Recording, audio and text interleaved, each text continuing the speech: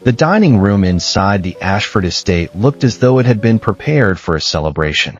A polished mahogany table stretched across the room, crystal glasses reflecting the warm chandelier above.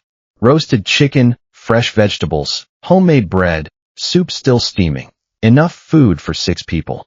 Only one chair was occupied. Walter Ashford, 78 years old, adjusted his glasses and quietly unfolded his napkin. He looked toward the chair across from him, empty, just like it had been yesterday, and the day before that, and for far too many evenings to remember.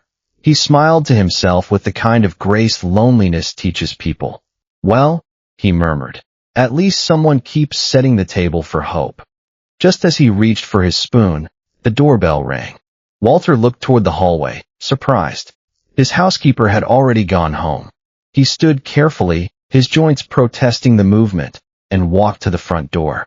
The hardwood floors creaked beneath his feet, familiar sounds in a house that had grown too quiet over the years. Standing outside was a young man holding a thermal food carrier almost as large as himself. He looked nervous. Rain had dampened a few loose strands of chestnut hair that had escaped his ponytail. His cheeks were flushed from the cold, and his eyes, warm brown, almost golden in the porch light, held a gentle sincerity that was impossible to fake. When he smiled, it felt genuine enough to brighten the gloomy evening. Walter opened the door fully, letting the warm light from the foyer spill onto the young man's face. "You must be the new chef." The young man blinked, and a soft laugh escaped him. "Oh no, I'm not important enough to be called a chef. I'm just here to cook dinner for you." Walter looked at the warm containers in his hands, then back into his kind eyes. There was something about this boy, something unguarded and open, that made Walter's chest ache with a tenderness he hadn't felt in years. He smiled. "It's been a very long time since someone cooked for me with love instead of a salary." The young man lowered his eyes, unexpectedly moved. His fingers tightened on the carrier handles. "My name is Leo. Leo Foster. I'm Walter." He extended a hand, and Leo shook it, his grip warm and careful. "I've heard you're my most difficult customer." Walter pretended to look offended. "I prefer historically selective." Leo laughed. A bright, genuine sound that seemed to chase the shadows from the hallway. The empty dining room somehow felt a little less empty. Come in, Walter said, stepping aside. "Before you catch cold standing out there." Leo stepped over the threshold, and Walter caught the faint scent of him, something soft and warm, like honey and vanilla, with an undertone of something floral. Omega. The boy was an Omega, and a particularly sweet one at that. Walter's nose had grown less sensitive with age, but he could still recognize the signs.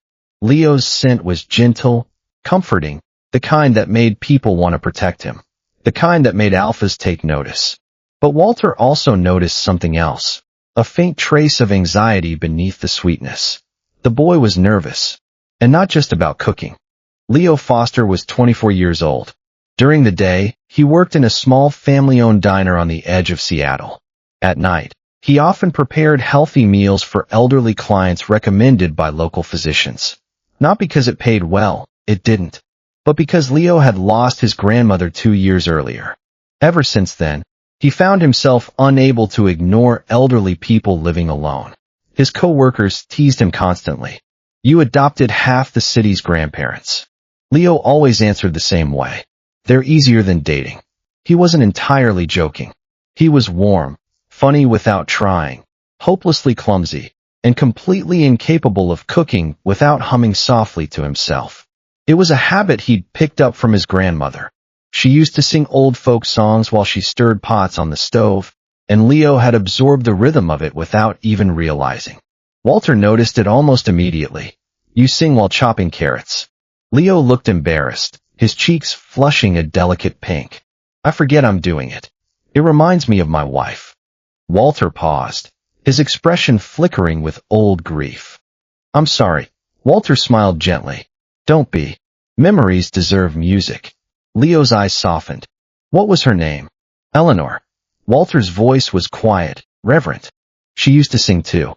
Not well, but she never let that stop her." Leo smiled. "She sounds wonderful." She was. Walter looked toward the kitchen, where the counter was still cluttered with ingredients. Now, shall we see what kind of trouble we can get into? Leo laughed again. You say that like you're expecting disaster. I'm an optimist, Walter said. I'm always prepared for the best and the worst. The kitchen was warm and well lit, with high ceilings and windows that overlooked the garden. Leo set down his thermal carrier and began unpacking.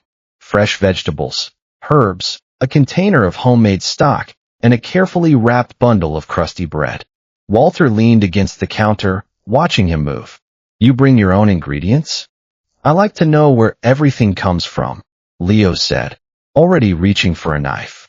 And I have some dietary guidelines from your doctor. Low sodium, high protein, plenty of vegetables. You sound like you've done this before. Leo laughed softly. I've had a lot of practice. He began preparing the vegetables, his movements quick and practiced. He was comfortable in the kitchen in a way that suggested years of experience.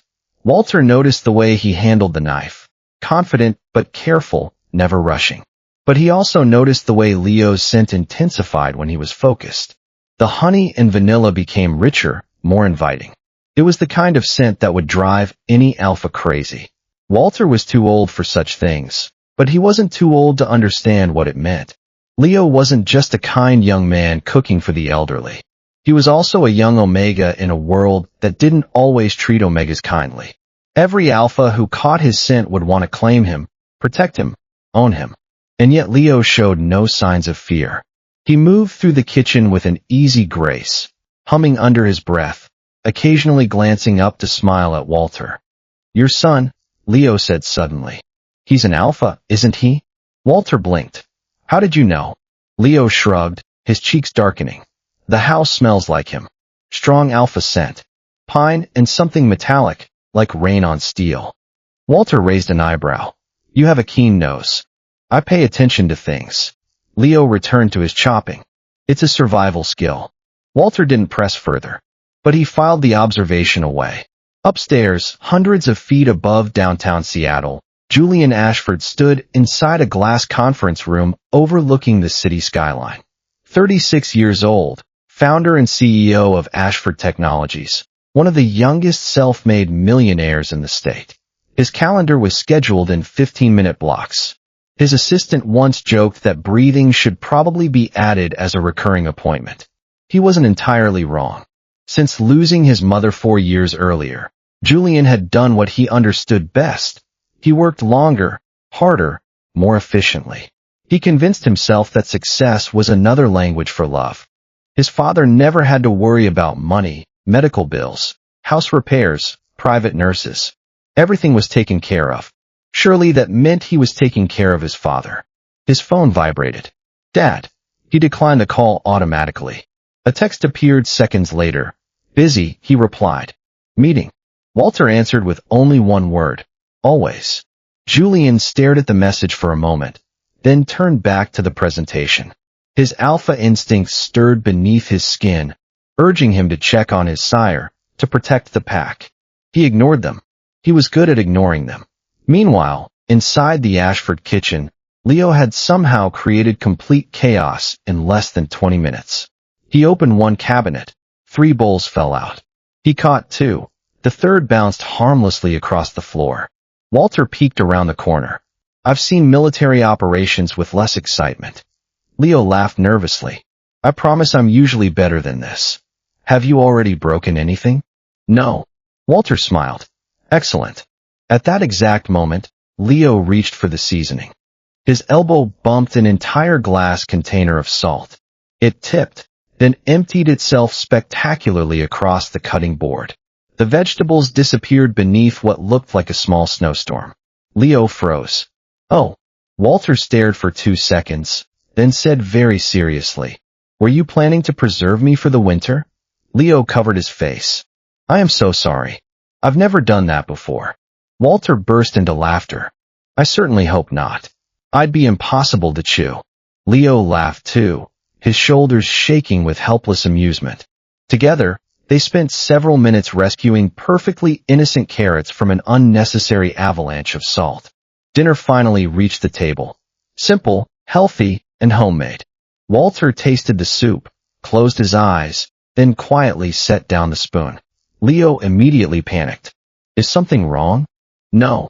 Walter smiled. Everything is. Leo frowned. I don't understand. My wife used to put just a little too much time in her soup. Leo's face fell. I'm sorry. Walter shook his head. So do you? Leo looked confused. I do, yes. He took another spoonful. And somehow, it tastes exactly like someone cared enough not to hurry. Leo felt his throat tighten. No one had ever complimented his cooking quite like that. Not by talking about the food, but by talking about the feeling it carried. He blinked rapidly to clear his eyes. Thank you, Walter. Thank you, my dear. Walter reached across the table and patted Leo's hand. It's been a very long time since I had company for dinner. Leo smiled. I'll be here every night. If you want me to. I would like that very much. 2 evenings later, Walter decided enough was enough. His son hadn't joined them once. Every night, another excuse. Conference, investors, flight delays, emergency meetings. Walter had spent 40 years teaching university students. He knew avoidance when he saw it. So he did something slightly dishonest. He called Julian. His voice sounded strained. My back. It suddenly locked. Silence. Then Julian's chair scraped loudly across the office floor. I'm coming. No. It'll pass. I'm already leaving. Walter smiled after ending the call. Forgive me, he whispered toward a framed photo of his late wife. Our son was always easier to trick than to convince. Leo walked into the living room, carrying tea. You didn't really hurt your back. Walter looked guilty for approximately half a second. My conscience hurts a little. Leo tried not to laugh. You know that's manipulation. I prefer historical strategy. You were a professor. I know many strategies. 25 minutes later, headlights appeared outside. A sleek black sedan stopped in front of the house. Julian Ashford stepped inside, without removing his suit jacket. His face was filled with concern. Dad. Walter slowly stood up from the sofa. Oh, you're here. Julian frowned. You said you're back. It feels much better. Julian narrowed his eyes. You tricked me. Walter looked toward the kitchen. I invited you. They're different things. Not when you're my son. Julian sighed, then finally noticed someone standing quietly near the dining table. Leo. He wore a light blue apron dusted with flour. A wooden spoon rested in one hand. A small streak of flour decorated his cheek without his realizing it. He was laughing, not at Julian, at something Walter had just whispered. The sound echoed naturally through the house. Warm, effortless, alive. Julian slowly turned toward his father. Walter hadn't laughed like that in years. Not since his wife passed away. And suddenly, the successful CEO realized something that no business report had ever shown him. A complete stranger had managed to give his father something that all his money never could. Someone to share dinner with. And for reasons he couldn't explain, that realization hurt far more than any accusation ever could. But there was something else. Julian's alpha instincts flared the moment he stepped into the room. The scent hit him like a physical blow. Honey, vanilla, something floral and warm and utterly irresistible. Omega. The young man in the kitchen was an Omega, and his scent was. Julian forced himself to breathe. To think. To not react the way every instinct in his body was screaming at him to react. He had spent years suppressing his alpha nature. He didn't scent mark his territory, didn't growl at rivals, didn't let the animal inside him make decisions. But this Omega, this small, clumsy, laughing Omega, made Julian's control feel fragile. He looked away. Who is this? Leo, Walter said, his tone deliberately casual. He's my cook. I'm not a cook, Leo said, stepping forward. I mean, I am, technically, but I prefer to think of myself as a meal preparer who occasionally provides emotional support. He smiled, and it was so genuine, so unguarded, that Julian felt his chest tighten. Leo extended a hand. Leo Foster. Julian stared at the hand, then at Leo's face, then at the small streak of flour on his cheek. He should shake it. He should be polite. He should not be thinking about how soft those fingers would feel against his palm, how warm that wrist would be beneath his grip. He took Leo's hand. The contact was brief, barely a second, but Julian felt it everywhere. The scent of honey and vanilla flooded his senses, and for a moment, he forgot how to breathe. Leo's eyes widened slightly. He had felt it too. Then Julian released his hand and stepped back. His expression shuddered. "I'm Julian, Walter's son. I know." Leo's voice was softer now, a little breathless. "The house smells like you." Julian's alpha instincts purred at the words. "The Omega knows my scent." He crushed the thought ruthlessly. "I have work to do. Dad, call me if something actually happens." Walter sighed. "Julian." But Julian was already walking away, his footsteps heavy on the hardwood floors. Leo watched him go, his heart pounding in his chest. The alpha's scent was everywhere. Pine and rain on steel, something cold and sharp and utterly magnetic.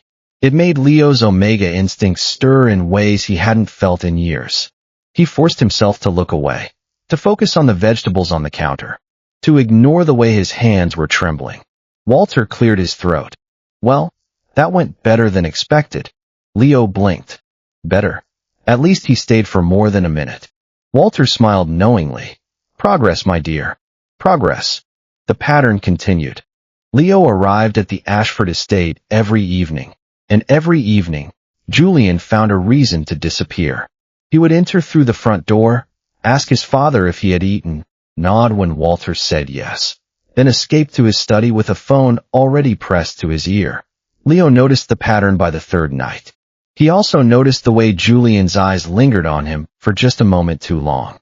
The way his scent sharpened with something almost like hunger whenever Leo came near. Julian was fighting it. Leo could tell. The alpha was actively suppressing his instincts, forcing himself to ignore the Omega in his house. It should have been insulting. Instead, Leo found it strangely endearing. Walter noticed all of it, of course. He had spent decades reading people, and his son was the most transparent person he knew, even when Julian thought he was being subtle. So Walter began developing strategies. Some were subtle. Most were not. One evening, just as Julian reached for his coat after checking on his father, Walter placed one hand against his lower back and sighed dramatically.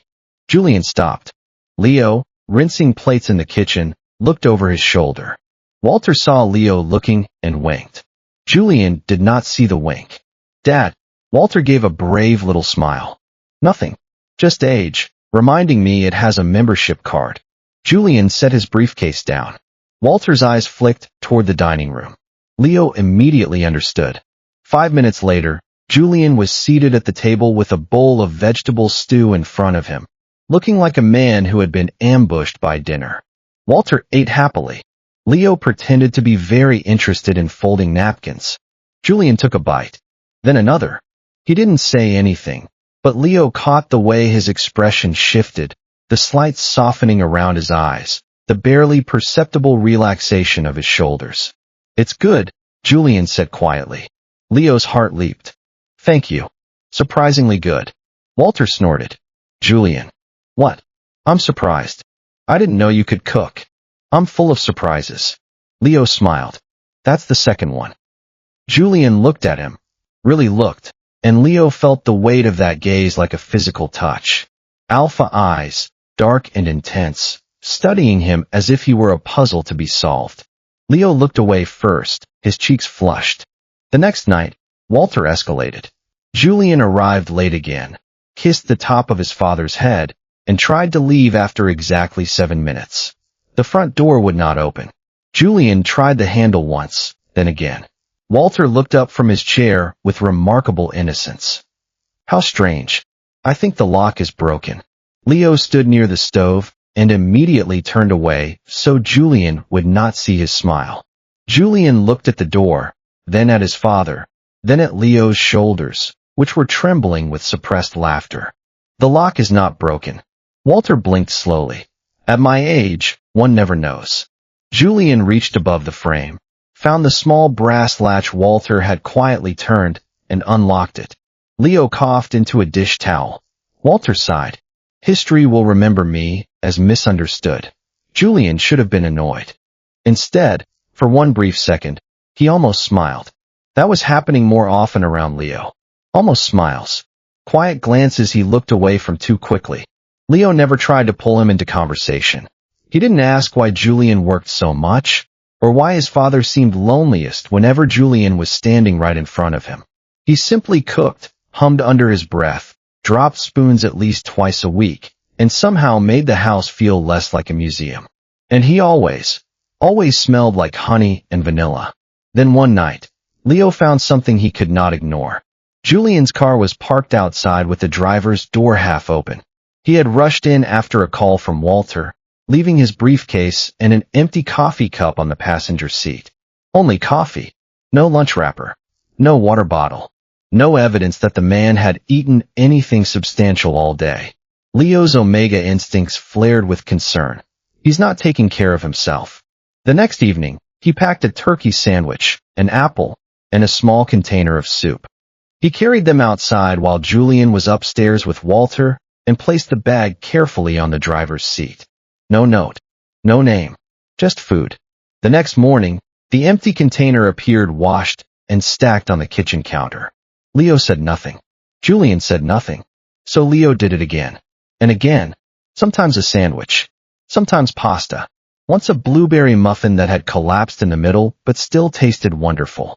Each time, the containers returned clean. Each time, Julian looked at him a little longer than before. Neither mentioned it.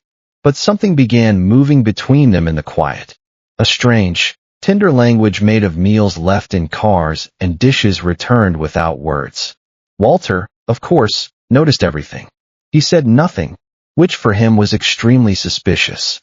The first night Julian sat down without being tricked, Leo was making apple pie. The crust had one uneven edge, and the filling had bubbled over in the oven, leaving a sticky trail of cinnamon sugar on the tray. But the smell filled the entire downstairs. Warm apples, butter, nutmeg, a little too much cinnamon. Julian stopped in the hallway. For a moment, he was no longer 36, exhausted, successful, and constantly late. He was 10 years old again, standing in the kitchen while his mother rolled pie dough on the counter. She used to press scraps of crust into little shapes for him, then tell him broken pieces tasted better because they had survived more. Leo turned and found him standing completely still. He wiped his hands on his apron, suddenly self-conscious. I know it's not perfect. Julian looked at the pie, then at Leo. His alpha instincts surged again, demanding he close the distance, sent the omega, claim him. He forced himself to stay where he was. My mother used to make apple pie. Leo's expression softened. I didn't know. Walter, seated near the window, lowered his book and said nothing. Leo carefully cut a slice while it was still too hot. The filling spilled slightly onto the plate. He looked mortified. Julian took the plate anyway. He sat down, not because Walter sighed, not because the door was locked. He sat down because the smell had found a memory he had buried under work. The first bite was too warm, too sweet. The crust was uneven. It was not his mother's pie, but somehow, that made it easier. It did not pretend to replace anything. It simply made room for what had been lost. Julian finished the whole slice. Leo pretended not to notice. Walter pretended not to cry. From that night on, Julian came home a little earlier. Not perfectly, but enough for the house to notice. Enough for Walter to stop checking the driveway every 10 minutes. Enough for Leo to start setting one extra plate without asking. And slowly, the tension between Julian and Leo began to shift. The alpha's defenses were crumbling. He still kept his distance, but his eyes followed Leo everywhere. He still suppressed his scent, but Leo could sense his presence the moment he entered the house. It was only a matter of time. Then everything changed on a Wednesday. Leo arrived to find the front door open and Walter sitting in his chair, pale and sweating, one hand pressed against his chest. The ambulance arrived within minutes. Julian arrived 12 minutes later, still in his suit, face drained of all color. At the hospital, Walter insisted he was fine. He was not fine. Not terribly ill, the doctor explained, but dangerously exhausted. His heart condition was manageable, but stress and loneliness were making everything worse. Julian stood beside the hospital bed, silent. His alpha instincts were in turmoil, the need to protect his sire warring with the guilt of knowing he had failed. Leo waited near the doorway, not wanting to intrude, but unable to leave. The doctor looked at Julian with practiced gentleness. Mr. Ashford, your father has excellent care, medication, diet support, monitoring. Financially, he has everything many patients don't. Julian nodded once. The doctor paused. But what he's missing most isn't medicine. Julian looked up. It's time with his son. The words landed harder than any diagnosis. Walter closed his eyes. Leo looked down at his hands. Julian did not move. For years, he had told himself he was providing the house, the doctors, every practical thing money could buy. But no one had ever said the truth so plainly. His father was not starving for food. He was starving for Julian. That night, Julian sat beside Walter's hospital bed long after visiting hours ended. For once, his phone remained face down. For once, the company waited. Across the room, Leo quietly placed a paper cup of tea beside him before leaving. Julian looked at it, then at his father's sleeping face. And for the first time in years, the silent CEO had no strategy, no answer, and no meeting important enough to run to. Only the unbearable understanding that love he kept postponing might not wait forever. But there was something else. Leo's scent lingered in the room. Honey and vanilla, warm and comforting. Even now, even when Julian had failed everyone he loved, the Omega was there, quietly taking care of things. Julian closed his eyes and let himself imagine what it would be like to have that warmth every day. To come home to Leo's smile, Leo's cooking, Leo's laughter. To scent mark him. To claim him. To make him pack. He crushed the thought before it could take root. He wasn't worthy of that. He was a failure as a son, and he would be a failure as an alpha too. After Walter's hospital visit, Julian started coming home earlier. Not every night at first. His company still called. Meetings still stretched too long. Emergencies still appeared with dramatic timing, as if the business world personally objected to him having dinner with his father. But 3 nights a week became 4. 4 became 5. And slowly, the Ashford estate began expecting him before the food went cold. Leo noticed the change in small ways. Julian's coat appeared on the hallway rack before 8. His coffee cups became fewer. His phone stayed in his pocket longer. And sometimes, when Walter told a story from his university days, Julian did not simply nod while reading messages. He listened. Walter noticed too, though he pretended not to. He simply began asking for more complicated meals. According to him, recovery required culinary adventure. According to Leo, recovery required fewer fried things. According to Julian, both of them were conspiring against him. One Friday evening, Leo placed an onion, a cutting board, and a knife in front of Julian. Julian looked at them with the caution of a man facing a hostile takeover. You want me to cook? I want you to chop. That feels like the dangerous part. It's an onion. It has layers. So do corporate lawsuits. Leo handed him the knife, handle first. You'll survive. Walter sat at the table with a notebook and pen, looking far too pleased. Scorecard, he explained when Julian frowned. Julian began cutting the onion. His first slices were uneven. His second attempt was better. By the third, his eyes had started watering. Leo leaned closer, studying his face.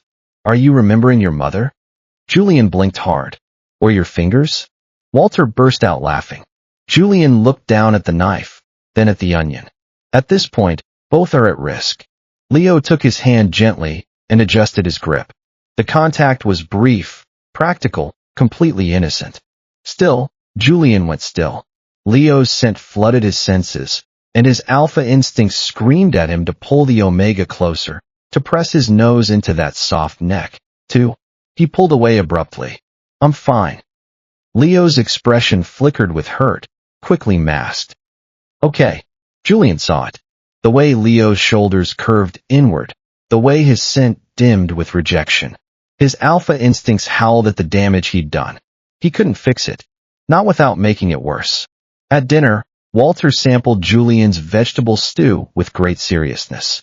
He chewed, paused, looked at the ceiling as if consulting ancient wisdom. 4 out of 10. Julian stared at him. 4. A generous 4. Leo tasted his own spoonful and smiled. I'd say 6. Walter pointed his spoon at Leo. You get 11. That's not how 10-point scales work, Julian said. I'm retired. I make my own scales. Julian should have been offended. Instead, he laughed.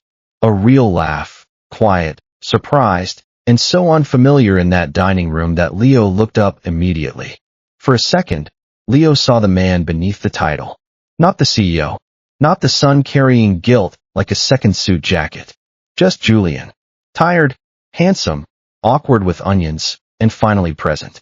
Leo's omega instincts purred with satisfaction. There he is. There's the alpha I've been waiting for. He looked away quickly, his cheeks flushed. The power went out 2 weeks later during a storm. Walter declared it romantic weather, which made Julian choke on his water, and Leo nearly drop a candle. They ate dinner by candlelight in the dining room, the rain tapping against the tall windows. The meal was simple: soup, bread, roasted vegetables, and slices of apple pie left over from the day before. With the chandelier dark, the room felt less formal, smaller, almost ordinary. Walter told stories by candlelight about Julian as a boy, about his late wife burning toast and blaming academic distraction, about the year Julian tried to build a birdhouse and accidentally created what Walter described as a wooden legal liability. Julian protested each story. Leo loved everyone. After dinner, Walter grew tired and went upstairs early. Leo cleaned the kitchen by candlelight, humming softly as usual. When he stepped outside into the garden for air, Julian followed a few minutes later. The rain had stopped, leaving the grass shining silver beneath the moon. The old porch swing creaked softly as Leo sat down. Julian remained standing for a moment, then sat beside him, leaving careful space between them. Neither spoke at first. The quiet did not feel empty. Leo wrapped his cardigan tighter around himself. Your father looks better. He does. Julian looked toward the dark windows of the house. He likes having you home. I thought giving him everything meant I was being a good son. You gave him safety. I forgot companionship. Leo did not correct him. The honesty was enough. After a while, Julian said, My mother used to sit out here. Leo turned toward him. When she was sick, she didn't want the house to feel like a hospital. So she came here with blankets, tea, and stubbornness. His voice softened. I used to be afraid if I sat with her too long, I'd see how little time was left. Leo's chest tightened. His omega instincts urged him to reach out, to comfort, to soothe. So I worked. I told myself I was building something she'd be proud of. Maybe she was proud. Julian looked at him. And maybe she still wanted her son beside her. The words trembled at the edge of regret. Leo looked down at his hands. When my grandmother got sick, I stayed too much. Julian frowned gently. Too much. I stopped going out, stopped seeing friends, stopped thinking about anything except meals, medicine, appointments. After she passed, I didn't know who I was without someone to take care of. Leo gave a small smile. That's why I cook for people like your father. I think part of me is still trying to make one more dinner she can eat. The porch swing moved slowly beneath them. For the first time, Julian understood that Leo's warmth was not effortless. It had been earned through loss. He turned toward him. You make this house feel alive. Leo's breath caught. Julian, I don't say things well. You say quarterly earnings very well. A small smile touched his mouth. That's easier. Less risky. Much less. Leo looked at him then, and something quiet passed between them. The air grew thick with unspoken words, with tension that had been building for weeks. Leo's omega instincts surged. Tell him how you feel. He's right there. But fear held him back. Rejection would break him. When Leo stood to go back inside, Julian rose too. Leo reached the back door before Julian said his name. Leo. He turned. Julian stepped closer, slowly enough that Leo could have moved away. He didn't. Instead of kissing his mouth, Julian leaned down and pressed his lips gently to Leo's forehead. It was brief, warm, reverent. A kiss that asked for nothing and somehow said too much. Then Julian pulled back immediately, flustered. I'm sorry. Leo looked at him, his cheeks warm, his eyes bright. Next time. Julian's expression changed. Leo smiled softly. Maybe don't apologize. For one breathless second, the garden seemed to hold still around them. Then Leo went inside. Julian remained beneath the porch light, one hand touching the back of his neck, looking like a man who had just stepped into a room in his heart he did not know still existed. 3 days later, Leo received a call from Boston. The restaurant was small but respected. The owner had tasted his food through a mutual contact. They wanted him as head chef. Triple his current pay. Health insurance. His own kitchen. A chance he had never imagined at 24. Leo sat on the edge of his bed that night, staring at the offer letter on his laptop. He should have been thrilled. Part of him was. Another part heard Walter laughing in the dining room. Saw Julian standing in the garden after the first kiss he had been too afraid to claim. Felt the warmth of a house that had slowly begun to feel dangerous. Not because it was cold. Because it was beginning to feel like home. He did not tell Julian. Not yet. He folded the offer letter, placed it in his bag, and went to work the next evening with a smile careful enough to fool almost everyone. Almost. Walter watched him from across the dining table and said nothing, which for Walter Ashford meant he already knew something was about to change. Walter knew about Boston before Julian did. Of course he did. Leo had tried to hide the offer letter, but Walter Ashford had spent 40 years reading the faces of students who claimed they had finished assignments they had absolutely not finished. A young man trying to hide a life-changing decision had no chance against him. He did not tell Julian. Not because he wanted to be cruel, but because he wanted his son to notice. For once, Walter wanted Julian to recognize the sound of someone leaving before the door closed. So when Leo arrived that Friday evening with grocery bags heavier than usual, and a smile too careful to be natural, Walter simply watched. Leo cooked all of Julian's favorites. Apple pie with uneven crust. Roasted chicken with lemon and thyme. The vegetable stew Julian had failed at 3 times. Fresh bread. Even the little butter cookies Julian's mother used to make, though Leo had never quite mastered their shape. Walter sat near the kitchen window, pretending to read. Leo hummed less than usual. That told him everything. Last dinner. Walter asked softly. Leo's hands paused over the cutting board. He did not turn around. My flight is tomorrow morning. Walter closed his book. Does he know? Leo's silence answered. Walter sighed. Leo, if I tell him, he'll feel obligated to say something. Perhaps he should. Leo smiled sadly. Or perhaps this is the kindest way. Walter looked toward the doorway, where Julian still had not appeared. No, my dear. Kindness is not always the same as silence. But Leo said nothing more.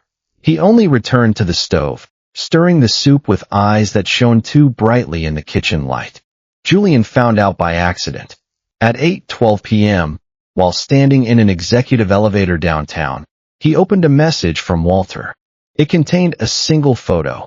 The dining table, candles lit, 3 plates set, Leo's apple pie cooling at the center. Underneath, Walter had typed, Your last chance is getting cold. Julian frowned. Then another message arrived, Boston tomorrow. The elevator doors opened. Julian did not step out. His assistant, waiting with a folder, froze. Mr. Ashford. Julian looked at the photo again. Something cold moved through his chest. How long is the investor call? 40 minutes. Cancel it. Her eyes widened.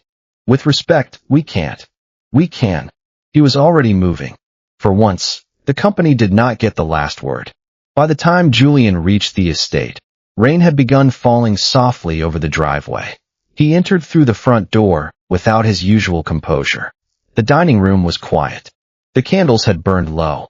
Walter's plate sat empty. Leo's was gone. Julian stopped. He was too late. From the kitchen came the soft sound of running water. He walked in slowly. Leo stood at the sink, sleeves rolled up, washing the last of the dinner plates. His hair was tied back. His apron was damp near the waist. The room smelled like lemon, thyme, butter, and goodbye.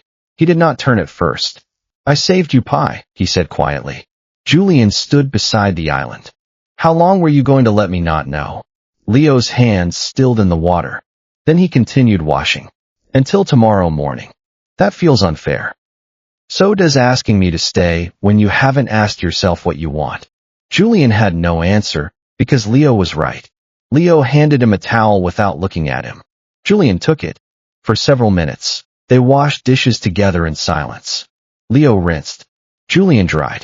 Their shoulders almost touched. Neither moved away. The silence held everything they were not brave enough to say. Thank you. Don't go. I'm afraid. I want you. I don't know how to ask. When the last plate was dried, Leo reached for the towel. Julian did not let go immediately. Their fingers touched. Leo looked up. Julian's face was no longer unreadable. It was open in a way that made Leo's chest ache. I didn't know how much this house had changed, Julian said, until I imagined it without you in it. Leo blinked back tears. Julian. Walter's voice came faintly from the hallway.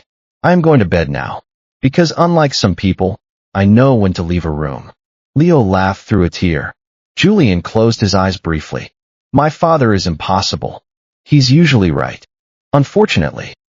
They listened as Walter slowly made his way upstairs, humming loudly enough to make his exit impossible to miss.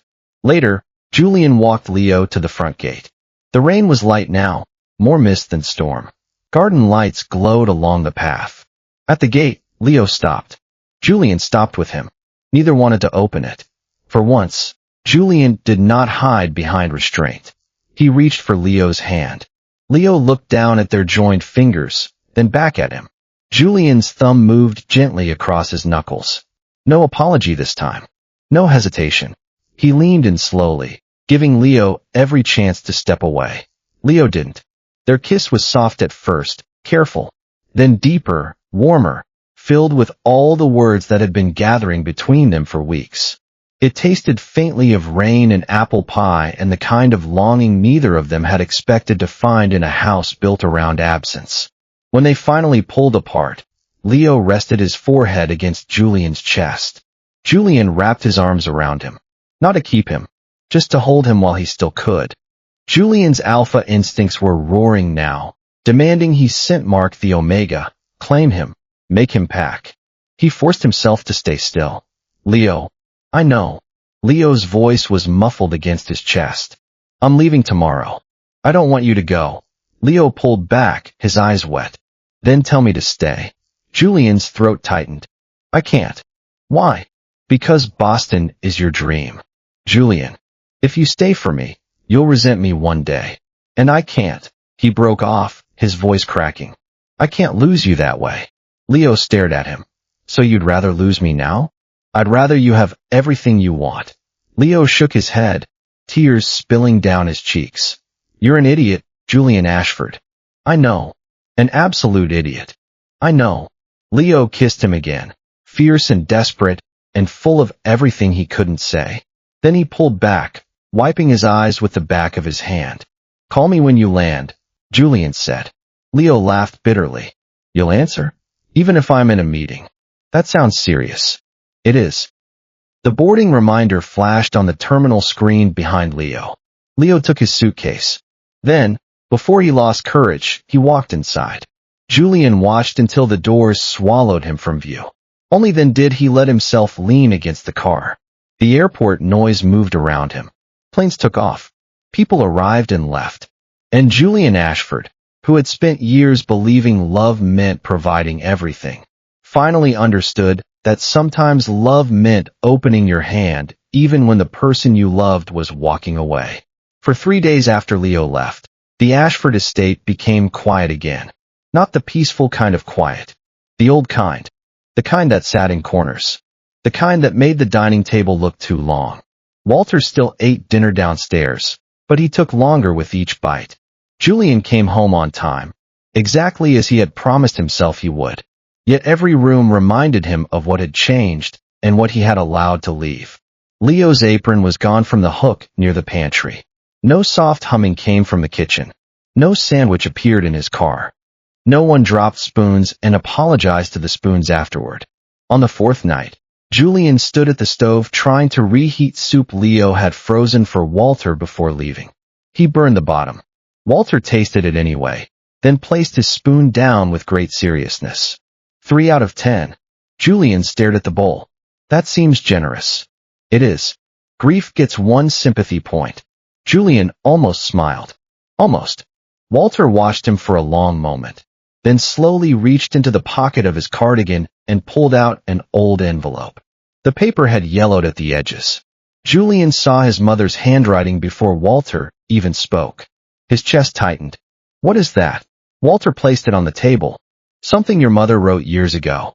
Julian did not reach for it immediately. Why didn't you give it to me before? Walter looked toward the kitchen. Because I hoped you would not need it. The room went still. Finally, Julian picked up the envelope and opened it carefully. The letter smelled faintly of old paper and lavender, the way his mother's desk drawer used to smell.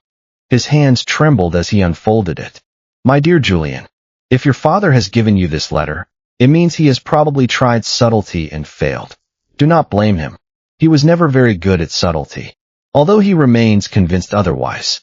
A broken laugh escaped Julian. Walter looked offended. She was wrong about many things.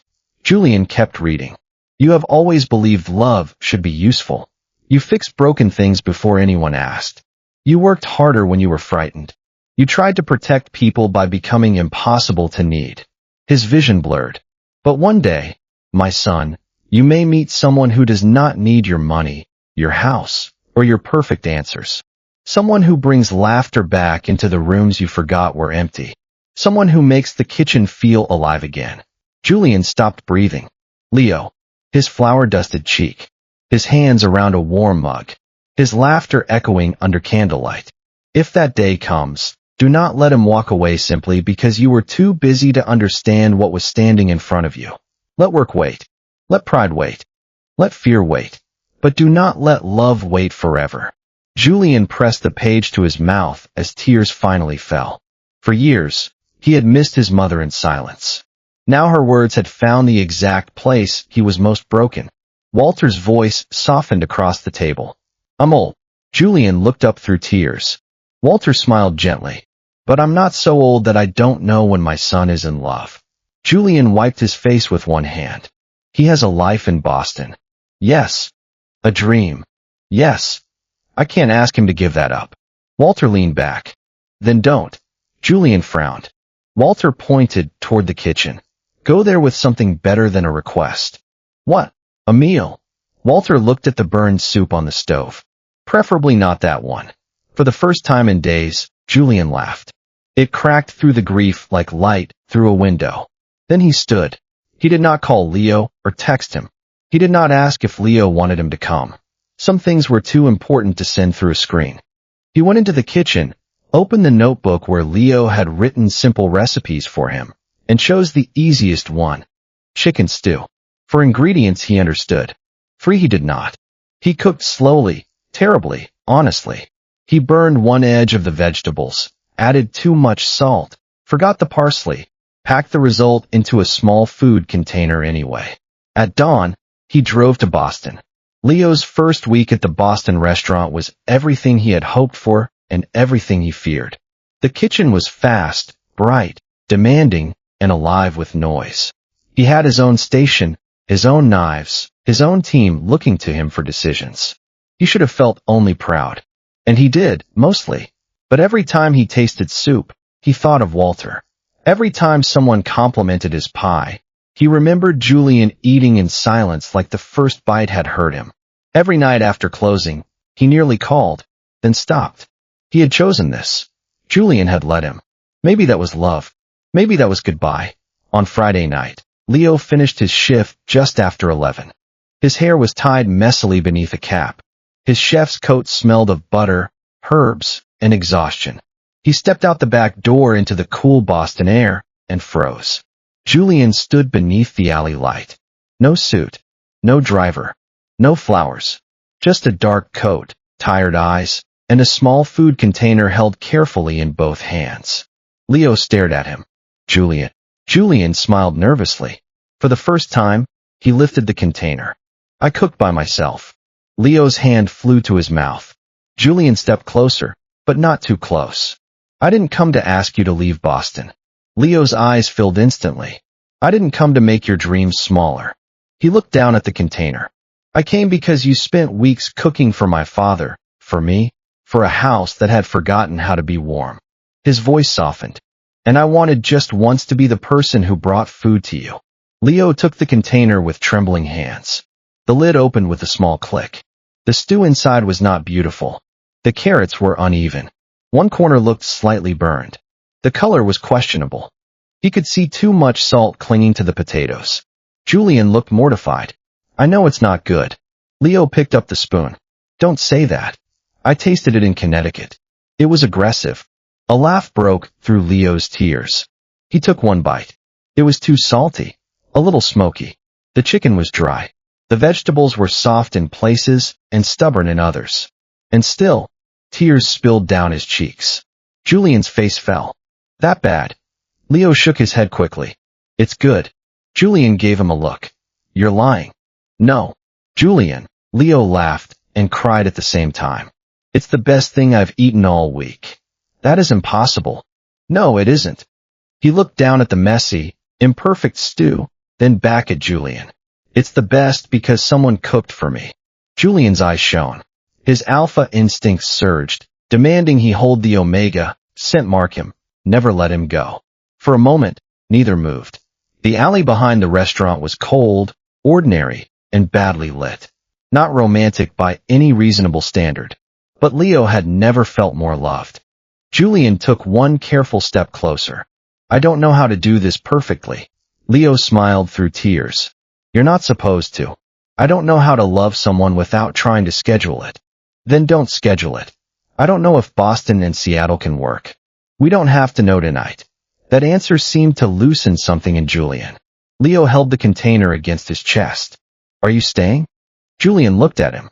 If you'll let me take you to breakfast after you finish insulting my stew. Leo laughed softly. I already insulted it silently. I deserve that. Leo stepped forward and wrapped his arms around him. Julian held him like a man who had finally stopped arriving late. And finally, Julian let his alpha instincts have what they wanted. He pressed his nose to Leo's neck, inhaling deeply. The scent of honey and vanilla flooded his senses, and he groaned softly. You smell incredible. Leo shivered. Julian, I've been fighting this for weeks. Julian's voice was rough, raw. Fighting myself. I thought if I kept my distance, it would be easier. But it wasn't. It was harder. Every single night. I came home and smelled you in the kitchen, and it took everything I had not to. He broke off, his breath hitching. Not to what? Leo whispered. Julian pulled back, meeting his eyes. Not to claim you. Leo's heart pounded. Then why didn't you? Because you deserve someone who puts you first. Not someone who's too afraid to ask you to stay. Leo stared at him. You're an idiot, Julian Ashford. I know. You're the most infuriating alpha I've ever met. I know. But I love you anyway. Julian's breath caught. Leo, I love you. Leo's voice was steady, certain. I've loved you since the first night you sat down to eat my apple pie and didn't say a word about the crust being uneven. Julian laughed brokenly. That crust was terrible. It was perfect. Leo kissed him, deep and desperate, and full of all the weeks of longing. And you're going to tell me you love me too? Or I'm going to hurt you with a wooden spoon. Julian kissed him back, his hands cupping Leo's face as if he were something precious. I love you. I've loved you since the moment you dropped that salt all over the cutting board and looked so horrified I wanted to protect you forever. Leo laughed against his lips. That was a disaster. You were adorable. Julian. I'm serious. Julian pulled back, his eyes bright with unshed tears. I've never been more serious about anything in my life. I love you, Leo. I don't want to be without you. I don't care if we're in Seattle or Boston or Timbuktu. I just want to be where you are. Leo's tears spilled over. You're really going to make me cry in this alley. Good. Then we'll both cry in this alley. Julian laughed softly. How's the stew? Leo looked down at the container. It's a disaster. I know. But it's the best disaster I've ever eaten. Julian smiled. Progress. Above them, the restaurant lights hummed. Behind them, the city moved on. And in Leo's hands, the imperfect meal stayed warm. Not because it was well made. Just because love had finally learned how to show up. 1 year later, the Ashford dining room looked almost the same. The long mahogany table still reflected the chandelier light. The crystal glasses still stood in careful rows. The windows still looked out over the quiet garden where rain often softened the evenings. But now 3 chairs were pulled out, and none of them stayed empty. Walter was healthier, not young, as he reminded everyone frequently, but historically durable. His heart still required care, his medication still sat in a small box by the kitchen window, and Leo still watched his salt intake with the seriousness of a national security officer. Leo still worked as a chef. Boston had become part of his life, but not the whole of it. He traveled, cooked, learned, and came back often enough that the Ashford kitchen never forgot his laughter. And when he wasn't in Boston, he was in Seattle, living in the house that had become his home. Julian was still CEO, still serious in meetings, still capable of making an entire room nervous by saying nothing. But every Friday evening, his calendar changed. No investor calls. No late presentations. No urgent dinners with people who confused importance with noise. Only home. Only his father. Only Leo. Only dinner. And he'd finally scent-marked his Omega properly. Leo walked around with Julian's scent clinging to his neck like a permanent brand. It drove Julian crazy with satisfaction every single time.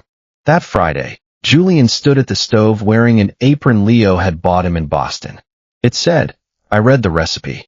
Mostly. Walter sat at the table with his old scorecard. Leo leaned against the counter, smiling as Julian carefully served the stew. Walter took one bite, paused dramatically. Julian waited. Leo folded his arms. Walter finally nodded. 6 out of 10. Julian stared. Still 6. A strong 6. Leo laughed. That's progress. Walter pointed his spoon at Julian. He still has to learn for the rest of his life. Julian looked at Leo. Something warm moved between them, quiet and familiar now. I'm glad I have a teacher. Leo's smile softened. Good.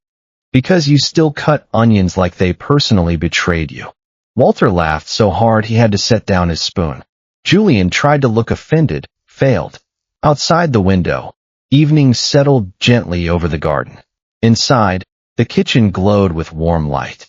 Flour on the counter, music playing softly, and 3 people gathered around a table that had waited too long to feel full again. Later that night, when Walter had gone to bed and the dishes were done, Julian pulled Leo into the garden. The porch swing creaked as they sat down together. Leo leaned against Julian's chest, and Julian wrapped his arms around him, pressing a kiss to his temple. I have something to ask you, Julian said quietly. Leo tensed. Julian. It's not a proposal. Julian laughed softly. Not yet. I'm saving that for when I've perfected my stew. Leo snorted. You'll be 70. Probably. Julian kissed his hair. But this is something else. He reached into his pocket and pulled out a small velvet box. Leo's heart stopped. That looks like a ring box. It's not a ring. Julian. Julian opened it. Inside was a small pendant, a silver spoon, delicately crafted, with a tiny inscription on the handle. Always show up. Leo stared at it. What is this? It's a reminder, Julian said softly. For both of us. That love isn't about grand gestures or perfect words. It's about showing up. Even when it's hard. Even when you're scared. Even when the stew is terrible. Leo's eyes filled with tears. Julian. You showed up for my father when he needed you most. You showed up for me when I didn't even know I needed you. Julian's voice broke slightly. And I want to spend the rest of my life showing up for you. He fastened the pendant around Leo's neck. The silver spoon rested against his chest, warm and perfect. I love you, Leo whispered. I love you too. Julian kissed him, soft and sweet. Now let's go inside before I freeze. Leo laughed. You're such a drama queen. I learned from the best. Julian looked toward the house, where a light still burned in Walter's window. My father, obviously. As they walked back inside, the house welcomed them with warmth. The old dining room held its simplest miracle, a meal still warm, a family still becoming, and one chair that would never have to wait alone again. Sometimes love doesn't begin with grand gestures or perfect words. Sometimes it begins with something as simple as showing up for dinner. Julian spent years believing that providing for the people he loved was enough, until one quiet Omega reminded him that the greatest gift we can give isn't money or success. It's our presence. The people who truly change our lives rarely ask us to become someone else. They simply help us become the person we were too busy, too afraid, or too broken to be. And perhaps that's why the warmest homes aren't built with expensive walls. They're built around tables where no one has to eat alone.